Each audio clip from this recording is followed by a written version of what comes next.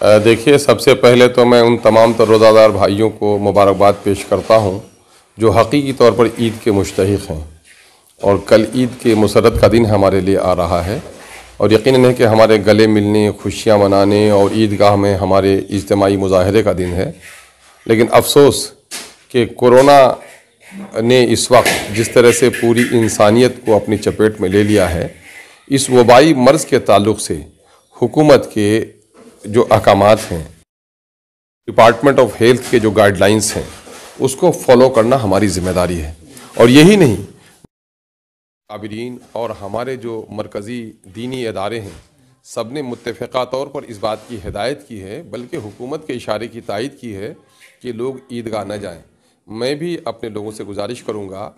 کہ اپنے اکابرین کی ہدایت اور جو ہیلتھ گائیڈ لائن ہے اس کو فالو کرتے ہوئے آپ عیدگاہ نہ جائیں اور محفوظ مقامات پر اپنی نماز ادا کر لیں۔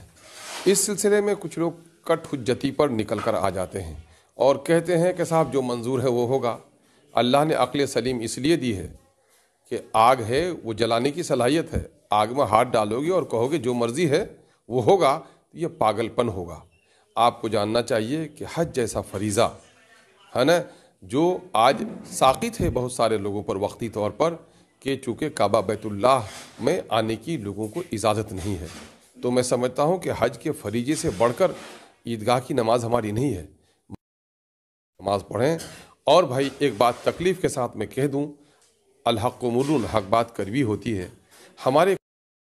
کچھ نوجوان کورونا کی جو ہدایت اور گائیڈ لائن ہے، دکانوں کی بند کرنے کو دشمنی نہ سمجھیں، بلکہ یہ ہمارے حفاظت کا سامان ہے۔ ماسک لگانا ہماری ذمہ داری ہے، سوشل ڈسٹینسنگ، شادی بیاہ اور میتوں میں بڑے اجتماعات سے ہمیں گریز کرنے کی ضرورت ہے۔ اور اس وقت جس کے ہاں میت ہو، میں ان لوگوں کے غم میں شریک ہوں اور اپنے بھائیوں سے گزارش کرتا ہوں، میرے بھائی، مرنے والوں کی اس وبائی مرض میں موت ہو رہی ہے، اللہ تبارک و تعالیٰ ان کے گناہوں کو معاف فرمائے اور ان کی مغفرت فرمائے۔ ایسے موقع سے اگر کوئی رشتہ دار آپ کے ہاں نہیں آ رہا ہے تو آپ اس پر ناراضگی کا مظاہرہ نہ کریں۔ یہ فرض کفایہ ہے، فرض عین نہیں ہے۔ 5 وقتہ نماز ہم پر فرض ہے اور اس کو شریعت نے فرض کفایہ کہا ہے، اور ہمارے کچھ لوگ ہیں 5 وقتہ نماز کے بارے میں بہت زیادہ فکر مند نہیں ہیں، لیکن جنازے میں نہ جانے پر گویا وہ سمجھتے ہیں کہ مسلمان،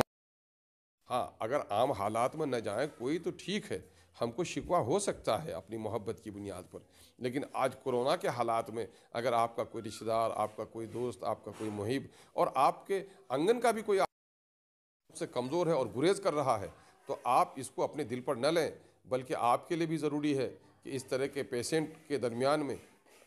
آپ کیٹ لگا کر جائیں۔ الحمدللہ آج پورے ملک میں امت مسلمہ کے افراد نے اپنی ایمانی طاقت کا ثبوت دیا ہے کہ دوسرے لوگ اپنے باپ کی میت کو، آپ نے سنا ہوگا کہ باپ بیٹے کو پڑھا کر جج بنا دیا، ڈاکٹر بنا دیا، انجینئر بنا دیا، اور آج باپ کی لاش کو لینے کے لیے بیٹا تیار نہیں ہے۔ الحمدللہ اس ملت میں ایسی،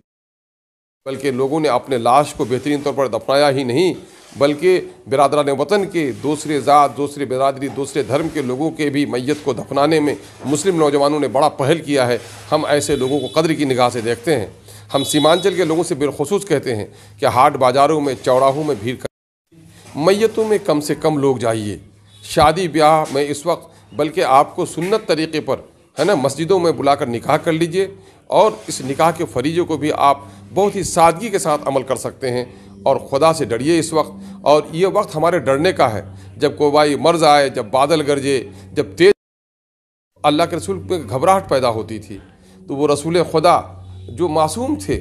عن الخطا، وہ تو گھبرا جاتے تھے، لیکن کورونا کی اس